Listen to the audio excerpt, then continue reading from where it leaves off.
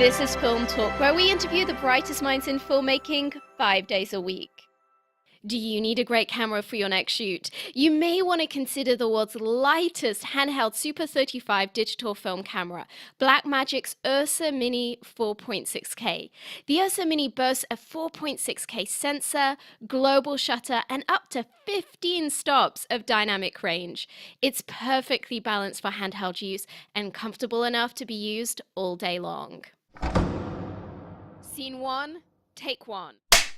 Film Talk Nation, we are greenlit for yet another great show. Vanessa Frank here, and I'm excited to bring you our featured guest today, Bob Hutchins. Bob, are you ready for your close-up? Absolutely. I'm here. Fantastic. Bob Hutchins is the founder of BuzzPlant, a digital marketing company that specializes in faith-based product and movie releases. BuzzPlant's past and present campaigns include Soul Surfer, The Passion of the Christ, Blue Like Jazz, The Remaining, Alone Yet Not Alone, The Identical, and The Masked Saint. Bob is also the author of the book Faith-Based Marketing: The Guide to Reaching 140 Million Christian Customers. Bob, it's an honor to have you on the show today. Thanks, Vanessa. It's so good to be with you. So, Bob, obviously you work on the marketing side of the film industry. How did you get into this line of business to start with? Well, believe it or not, I've been in the kind of digital marketing since the mid-'90s and was really early on in the bleeding edge. I started working with an organization back then in South Florida called the Christian Interactive Network, and they had a series of forums on CompuServe, which was pre-World Wide Web. It was the way that you accessed the online world. America Online, CompuServe, and Prodigy were the ways that you accessed kind of the pre-web online world. And so I was really fascinated by that, and kind of my background was in Bible college and ministry, and thought that I would kind of go that route, but really discovered early on that I had more of an entrepreneurial love for technology and the tech world and communications, and my faith and my biblical worldview kind of overlaid that, and was really fortunate enough to connect with a gentleman down there named Greg Darby, who was, again, on a kind of the leading edge of the forefront of that. And then in end of '98, moved to Nashville, Tennessee from South Florida. And the beginning of 2000, end of 2000, beginning of 2001, I started BuzzPlant. So we're about a 15-year-old agency. And so I've kind of been in the space a long time. And how did you make that transition into specifically film-based marketing? The transition to faith-based marketing? No, to really the film side of what you do. Gotcha. Yeah. Yeah. Well, we started out kind of targeting and working with a lot of music clients, being in Nashville and being, in the early 2000s. There was a lot of music, and I had a lot of contacts there. And I realized early on that industry was changing quickly, and I didn't want to have all of my clients in just one kind of vertical market. And so I realized that the same consumer that was engaging in entertainment, specifically music, is the same consumer that engages in other types of media. And so we saw the need to diversify kind of our client base, and what we were doing was direct consumer marketing using the internet and digital, which was fairly new in 2001, 2002. And then around end of 2003, I got asked to come on and help with the Passion of the Christ movie, 0304. And then we did a lot of the digital marketing for that, a lot of the cell phone, mobile marketing, the word of mouth, street team.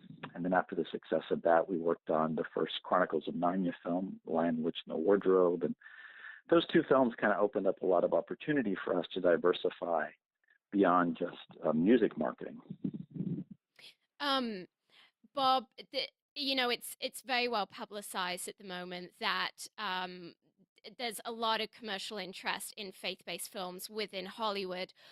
Evidently, in the last few months, there's been some projects, some faith-based projects that have worked very well that have come out of Hollywood, and some that have really crashed and burned. Commercially speaking, what do you feel is the difference between a good faith-based film marketing campaign and one that maybe isn't so successful?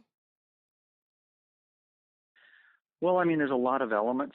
Um, I tell people, um, producers, filmmakers, and I know you're involved as well as talked to a lot of people in the industry. There really is no magic formula, and no one has figured it out. If there was, that person would be a very wealthy person. um, so I think what that tells us all is that there's a lot of ingredients that must go into a successful campaign. It's got to start with a really good film and a good story. Um, and if you have that, that's one part of it. You've got to have obviously a decent budget to be able to do the things to connect with the people.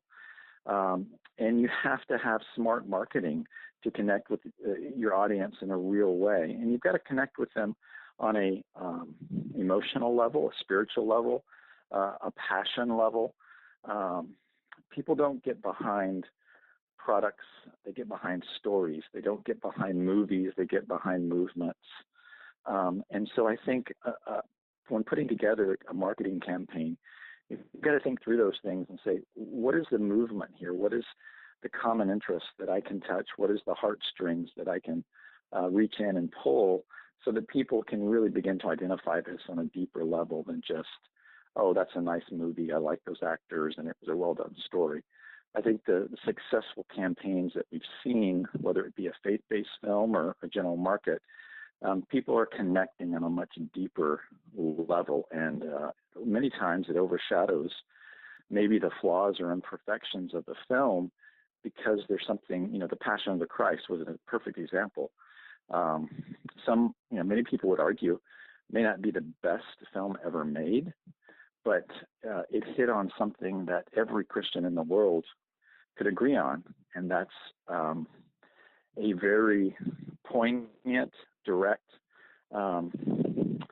accurate portrayal of the death, the life, the death, and the burial, and the resurrection of Jesus. That's at its very core. That's one thing we can all agree on. And I think that movement, that passion behind that, is what made that movie so successful. Bob, there's a lot of people listening to us who probably aren't from a Christian background. Maybe they've never even seen a faith-based film before and are kind of wondering from a commercial standpoint what all the fuss is about. And they're wondering, why Hollywood is so interested in this emerging market. You've written a book on this subject called Faith-Based Marketing. How would you explain it to someone who maybe isn't interested in it from a spiritual standpoint, but is interested in knowing what the commercial validity is of the faith-based filmmaking market and that model? How would you explain this to them? How about explaining it to them like this? And this is what we said in the book. If you look at a niche market, whether it be geographic, whether it be interest, whether it be racial, whatever it may be, if you look at a niche, the Christian market in this country is the largest niche that exists. You cannot argue the facts. Of 200 million Christians, plus 200 million plus Christians, the biggest, largest gathering at any time is on a Sunday morning in this country, at churches across the country. And so and what those people gather around and what they have in common is common values, common belief, core values and core beliefs. So from a pure business standpoint, let's lay aside everything else, philosophical, religious, evangelical, but let's look at the business viewpoint. If you want to engage that world, the country's largest niche of faith-based, i.e. Christian consumers, how are you going to reach them? Well, I would argue it's as simple as respecting their core beliefs. And how do you do that? Well, you don't do things that offend or are contrary to those beliefs, but you uphold those and you respect those. So, from a pure marketing perspective, you see that that market is going to support, with their pocketbooks and with their dollars, those things that respect their core beliefs um, and don't contradict them.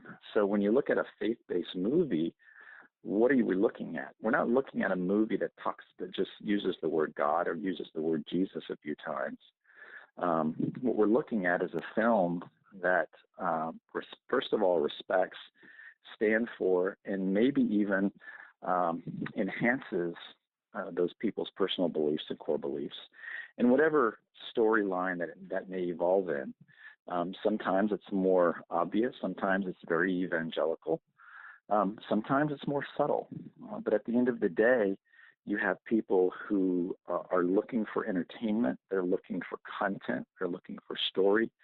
They're looking for education for their kids, whatever it may be, that's in line with their core beliefs and what they stand for and their values. So why wouldn't you, as a business person, make a business decision to respect and appeal to the largest niche market in the country?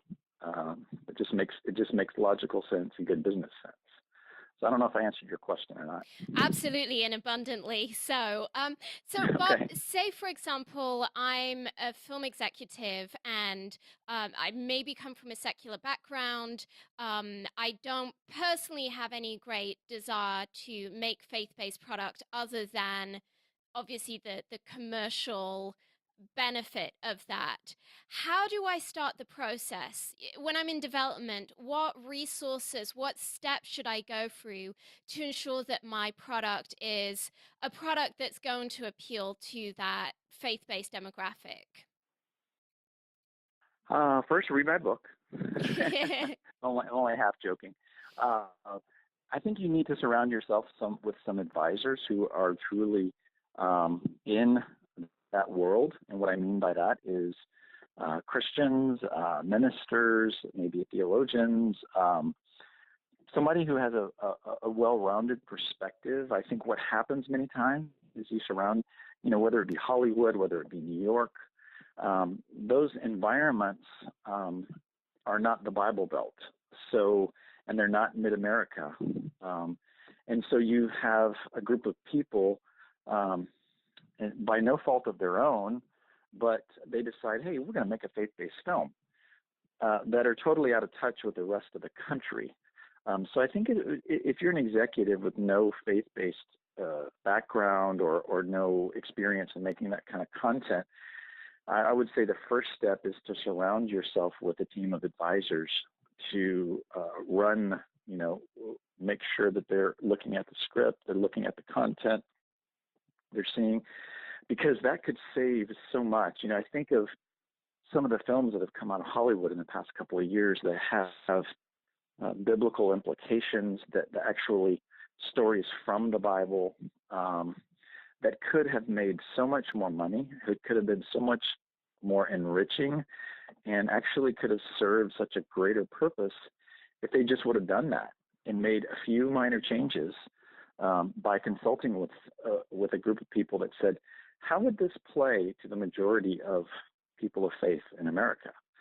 And it wouldn't have hurt the story much at all. Actually, I would argue that it would have enhanced it. So I think that's the first step, is to surround yourself with a good group of well-balanced, people of faith that can speak into your creative process. I very strongly agree with you. Bob, I just want to turn for a moment the conversation from your area of expertise as a whole, which is appealing to Christian consumers, back to really your own personal career. What is the biggest challenge that you've personally encountered so far in your career, and how have you turned that situation around? Biggest challenge. For me, I've been very fortunate and to be in a situation where I get to do what I love and am always surrounded myself with able people and creative people to do the things that we really enjoy doing. I probably the biggest challenge was probably '08, '09, when things took a real dive in business and the economy in general, and just kind of thinking through, okay, we need to diversify what we do. We can't just focus on one or two vertical markets, but we have to be diverse. And I think, early, probably from '06 to about end of '09, early 10, there was a lot of people, a lot of money not being spent on online marketing and advertising. And so I think during those lean times, what we had to do is continue to reinvent ourselves as an agency. We have a lot of clients that are not film marketing and that are not faith-based necessarily. We work with a lot of national business in general. We work with colleges. We work with car dealerships. We work with small local businesses. We're pretty diverse. So I think that's the key, is being able to take the knowledge base that you've learned in one industry and be able to leverage that in other industries in times that you need to, and really take the successes that you've had and learn from them and apply the successes to other types of vertical markets. And so I would say that's kind of the biggest struggles that we've had as an agency. But, thank goodness after 15 years, we're still going strong. So I would imagine that there's very few digital marketing agencies that can say they've been around for 15 years. That's quite an accomplishment. Bob, what's one thing you wish you'd known earlier in your career? Hmm. Somebody gave me a piece of advice a long time ago, and I wish I would have known it earlier. But this person said, surround yourself with really good people and invest in your employees first, meaning invest in them, spend the money before you take money out for yourself. Invest in people first, invest in the right people. And I think I've done that, a fairly good job of that, but I think I would tell any young entrepreneur or any young person that's wanting to, whether they're creative and they're wanting to make films, or if they're an entrepreneur or thinking about a business, is surround yourself with the best people that you can find and be willing to sacrifice yourself in the short term to invest in your people in the long term, and that will pay the best dividends for you in the end. It's an incredibly wise piece of advice, Bob. And I know for a fact that you have an incredibly loyal team of people surrounding you who do some truly excellent work. I've had the opportunity myself to be a client, and I know that for us, it's been a really good experience. You see a lot of different film campaigns you've worked on. Even though you tend to work on the faith-based side of movies, you've worked on numerous different genres of faith-based movies. I know you've had everything from, kind of more like romantic, light, teen-driven movies, right through to some much more dark and action-oriented type of films. Are there any kind of shortcuts or hacks that you would recommend in terms of building a successful film campaign? Is there kind of a common trait that you see through campaigns of something that just works every single time? Or is it really a case of, every single campaign is just completely different? Well, I think there's some best practices that you can apply to certain aspects of marketing. So, for instance, when it comes to social media, you can be specific, whether it's Facebook or Instagram or Twitter. There's some best practices there. But one of the things we've always tried to do as an agency is to treat each client and each campaign totally uniquely.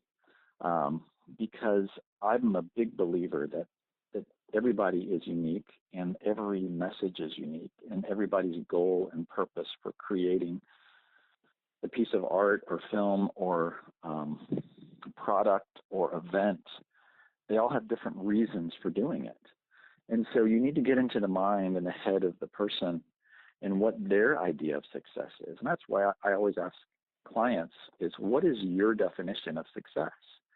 So for instance, if you came to me tomorrow and said, I wrote a book and I want you to market it, I wouldn't say, okay, we have package A, B, or C you can choose from.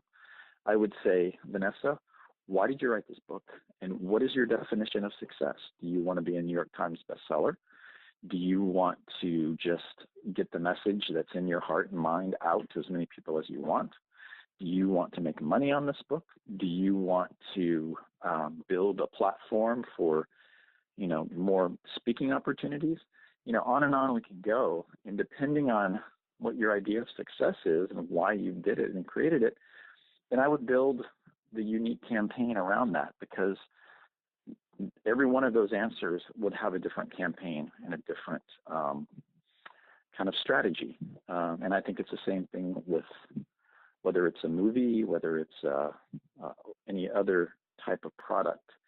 So I don't know if that's answering your question or not, but I would say there's definitely some basic best practices, but you always have to leverage and layer on your knowledge base that you've learned in previous experiences to hopefully keep growing and making better campaigns for your clients. Bob, I find that exceedingly interesting because it's definitely a very valid point to say that uh, the perception of success is not necessarily equal, that there can be a very different plan depending on whether you just want, your little kind of independent, maybe festival award driven campaign, or whether you're actually looking to do a widespread release. And I think that for, certainly every filmmaker has a different goal in mind, and having that discernment to not assume that you're on the same page as your client is really key. So for me, that's just a really, really interesting point.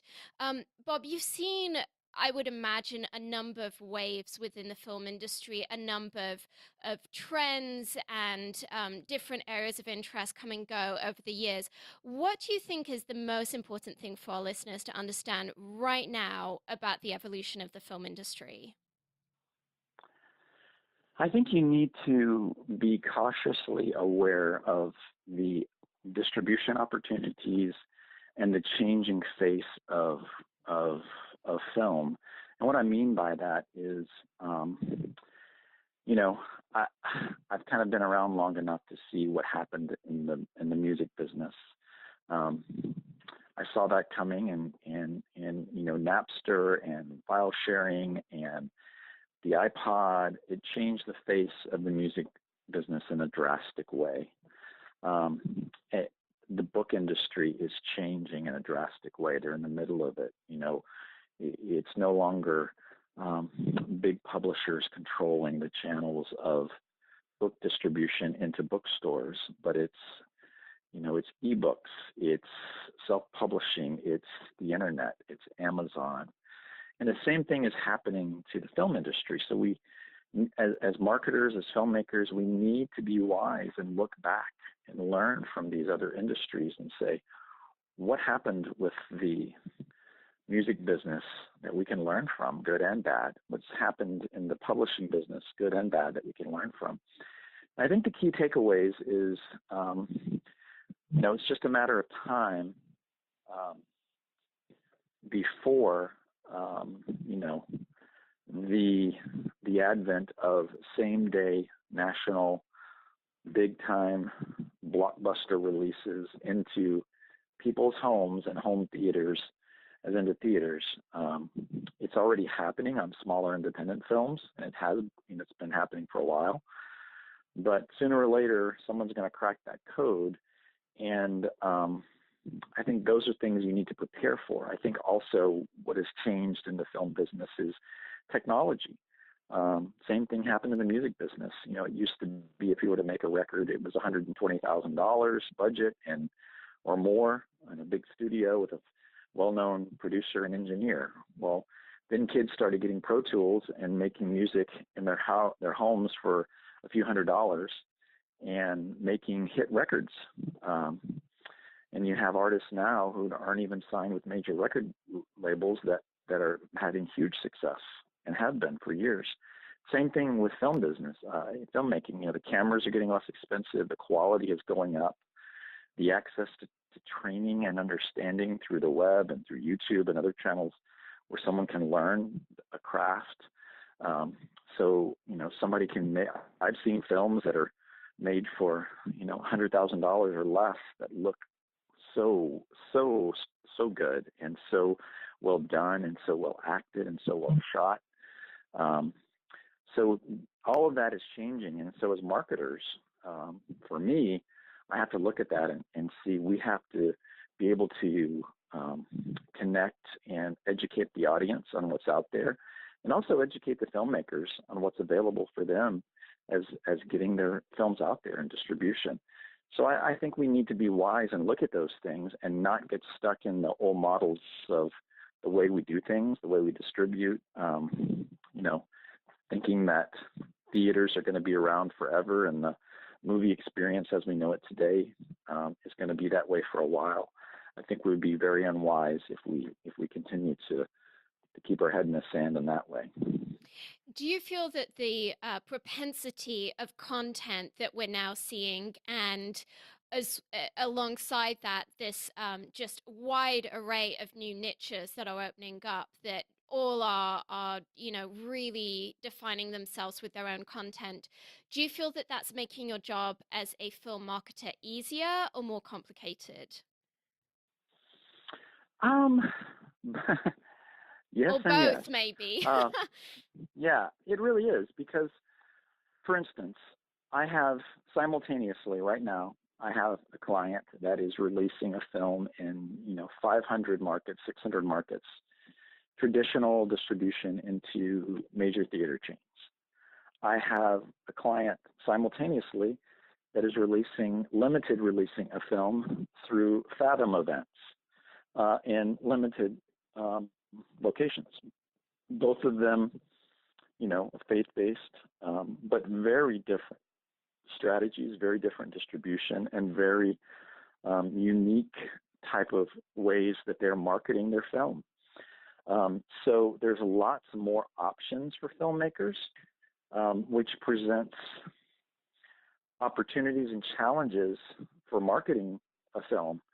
So, for instance, if you have a film that's being traditionally distributed, meaning it's going through a traditional distributor uh, to to movie theaters in traditional ways on a set time, simultaneous release nationwide on a set weekend, that presents a way of promoting and marketing a film that's very different from someone who says, you know what, I'm going to release this through a Fathom event, and I'm going to release it myself in 3 markets on this weekend, and then I'm going to release it in 3 more markets in 2 weeks, and I'm going to release it in 3 more markets in 6 weeks, and I'm going to go through church networks and churches are going to buy tickets to a one-night only event and for 1 or 2 showings.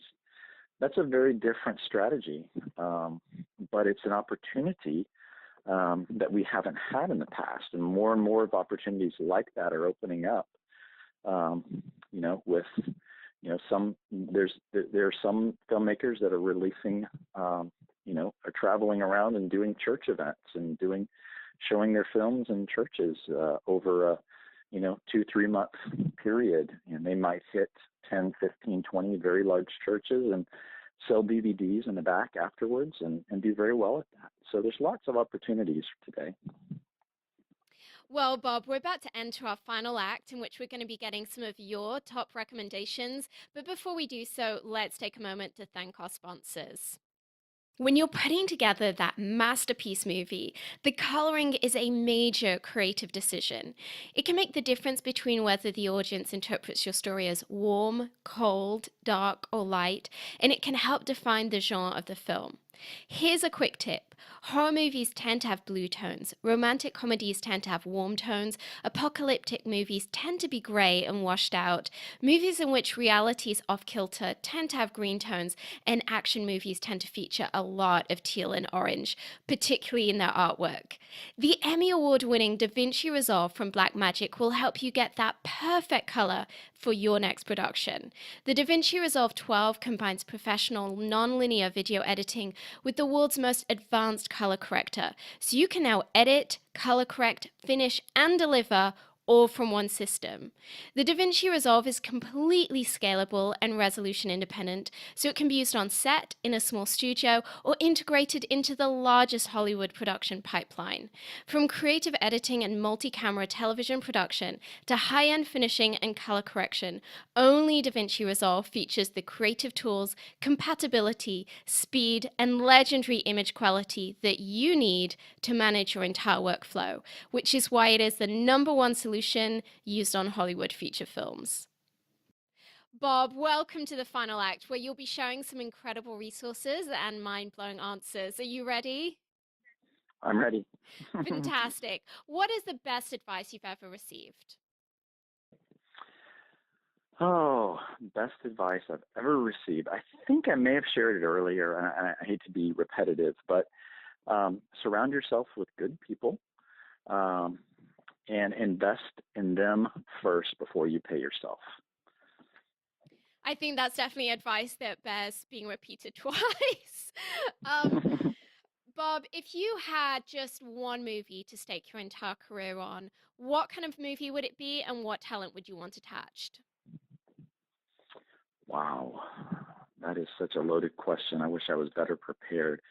What type of movie and what talent, like Mm-hmm. specific people I would want Yeah, attached, yeah. or What kind of cast would you in an ideal world would you want someone to turn up and say, "This is the movie, this is the cast, we want you to market this"? wow. Um, I think I would love to do a. Um, hmm. Let's come back to that one. Let me think about that one. I'm Next su- question. I'm surprised. I thought you were going to say Star Wars. I kind of feel like that would be a Yeah, license to well, I print mean, money. I was thinking someone. Here's what I would say. Someone says we're developing and working on the next Star Wars episode, and we would love for you to help us, put together the right cast and help us market this film, and we'll give you a year and a half, 18 months to just to work on that. I think that would be so fun, and we will give you a nice big budget to work on it. What do you, out of interest, what do you feel about this trend that at least I've been noticing of secular movies that will try to, through their marketing, find some application to the faith-based audience? So maybe they create sermon notes that, kind of, I believe maybe, and this might be just my memory playing tricks on me, but I think possibly it was maybe something that was done with Avatar. And I know certainly with some other projects where Hmm. that secular movie is taken and like sermon notes are created for pastors, and companion books are written, and maybe some journalists and writers Hmm. are hired to write these kind of puff pieces for faith-based publications, kind of explaining the application of this movie as a metaphor. Is that something that you feel is a good strategy for secular movies that are trying to broaden their markets, or does it feel disingenuous to you? I think it all depends on the content itself and who's delivering that content. Um, theologically, not to get into a heavy discussion here, but I think, you know, we're all of us have the image of God on we're marked, we're image bearers of God. And I think so deep inside every person, we're all created beings because our God is a created God. So, um, we can certainly see, his creativity come forth in all art around us. And those images and those themes shine through, sometimes brighter than others, in what we may consider a secular piece of film, artwork or film. And for those of us who have eyes to see that, those can be very valuable. And, we can think of several examples of that, to really see those lessons. And if they're framed correctly, they can be. But I think also the other side of the coin is people see and they smell very quickly when that is done in a patronizing way, when it's done in an opportunistic way, and it's not, and like you said, it's just it's disingenuous. Disingenuous, yes. Yeah, I feel it's a tricky situation because certainly when that technique is applied the right way, it can certainly broaden and widen an audience, but at the same time there's a real risk of backlash. I know I've personally read these some of these articles that the relationship that they're trying to extol is just so tenuous. The link between the supposed metaphor and Right, theology is, it's questionable, and that can feel like commercial exploitation. And I think it's definitely a very, very, very thin line to tread. And I'm glad I'm not the one who makes such marketing decisions for sure. Um, Bob, if you right. could if you could recommend one book for our listeners, what would it be and why? Um, Gosh, I'm an avid reader, and there's so many that I read and in the process of reading. There's actually one right now that I'm reading that I'm really enjoying. It's called The One Thing, and it's written by the two guys that started Keller Williams Realty. And the reason I love this book is what they talk about is, as business people, as entrepreneurs, we can become so busy with our list of things to do, and we feel successful when we go down and check off our list. And they really kind of talk about looking at your list and looking at what's important in your life and really boiling it down to just a few things, and ultimately finding that one thing that's most important and focusing on that. And they say that's the real key to success, and it's really helpful. So it's a book called The One Thing, and I would encourage anybody to read it right now. It's probably come out in the last year.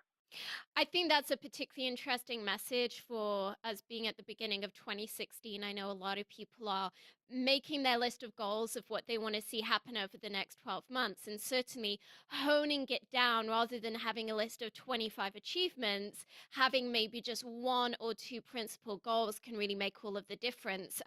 I know certainly I've heard a number of stories from people who said that for them, the tipping point in their film career was that moment when they went from trying to be a multi-hyphenate creative who's, producing and writing and directing and acting and trying to be excellent at all of these things, but they really made a decision, you know what, I am going to focus on my craft of writing, or I am just primarily going to become a director because that's what I'm really good at. And I know certainly there are many people who are exceptionally gifted who are able to pull off a wide array of things, but I think for many of us who have a limited number of hours in the day, really choosing out of all of this toolbox of skills that we have within our filmmaking medium, which one is going to be that one thing that we're going to drill down on, that can make all of the difference.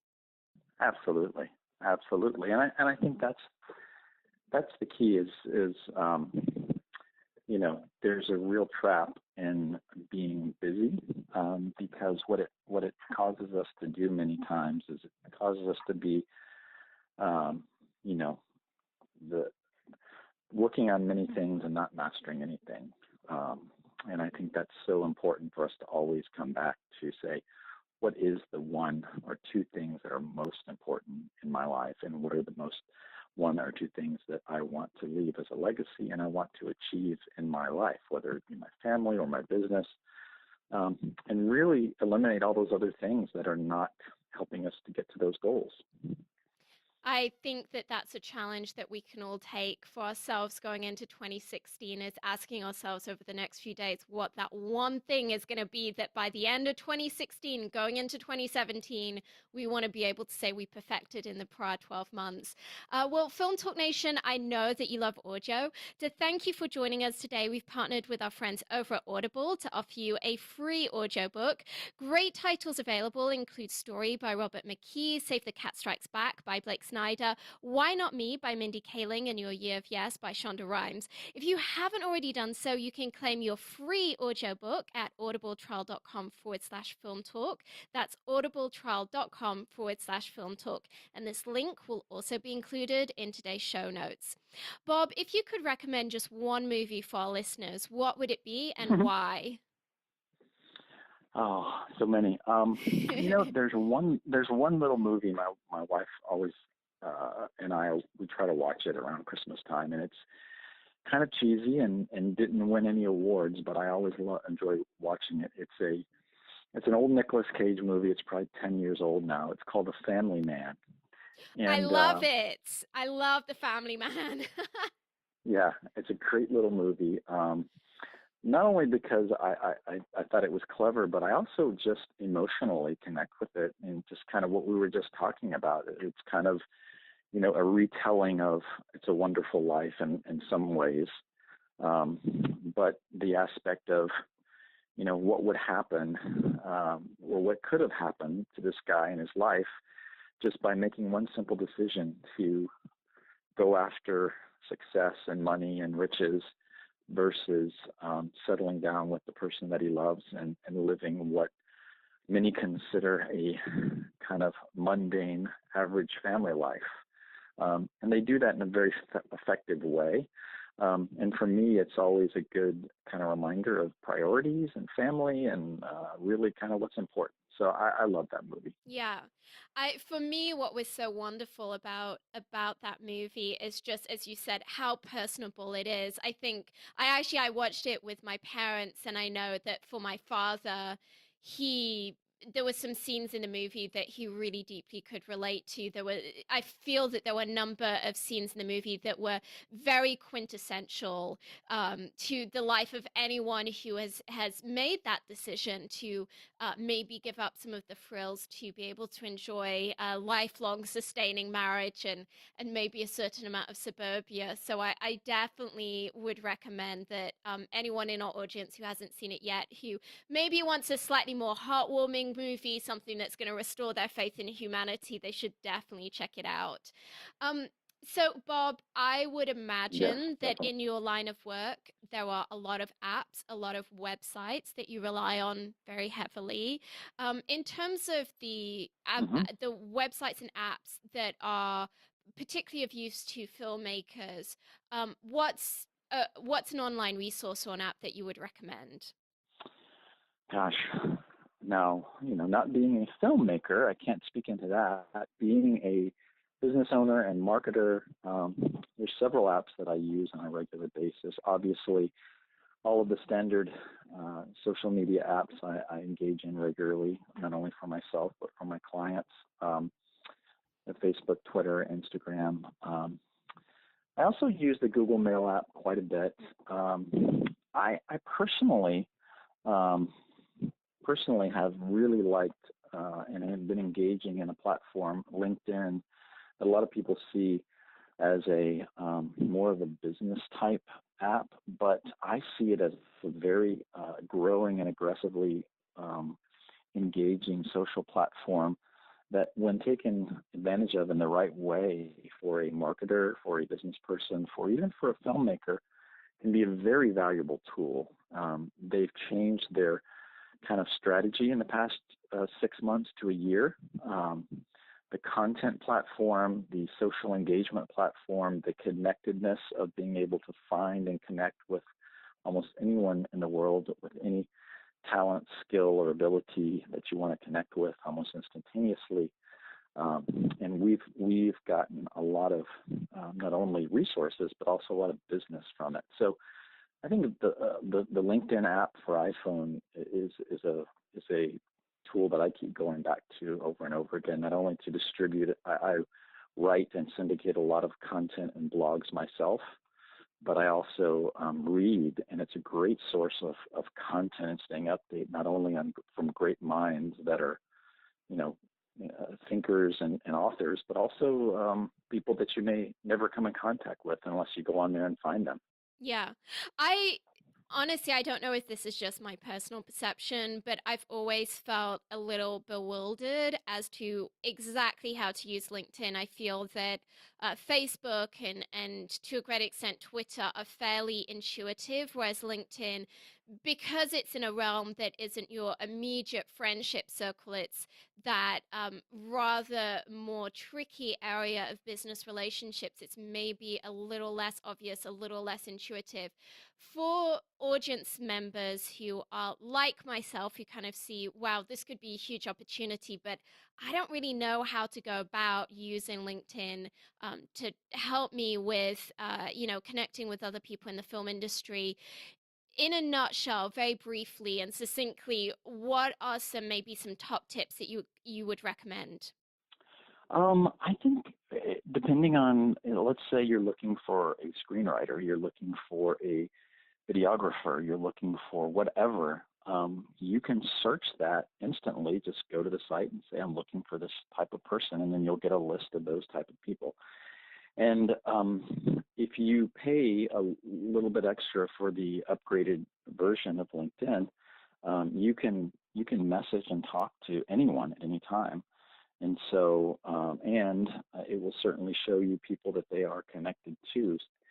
If you're trying to get or reach a certain person at a certain company or an organization, you can find them on there and you can message them directly, or you can find people that might be 1 or 2 degrees away from you that are connected with them. Um, like I said, it's really evolving more into a social platform versus just a kind of a business Rolodex connecting platform. So it's definitely something that for us and for me specifically, I've found very useful and very helpful to reach out and connect with people, find resources, and ultimately put my content out for people who might be looking for our services. Yeah. Oh, it sounds like it could be a great opportunity. I think it's probably something I just need to dig into deeper. Well, Bob, it's time for the martini shot. What parting piece of guidance do you want to share with us? Ah, I would say if you are looking for, if you're a filmmaker, if you're a marketer, if you're just a business person listening into the podcast, I would say, life is short. Find what you're passionate about and make a difference. Somebody once said recently, a quote that I love is, if you want to make a difference in the world and you want to be remembered, um, cause people to see the world differently. And that's really my life goal, is with my company, with me as a person, is I want to help people to see life in a different way, and to see them, just to see things in a different way. And I think if I can do that, then I will hopefully leave a lasting legacy in some small way.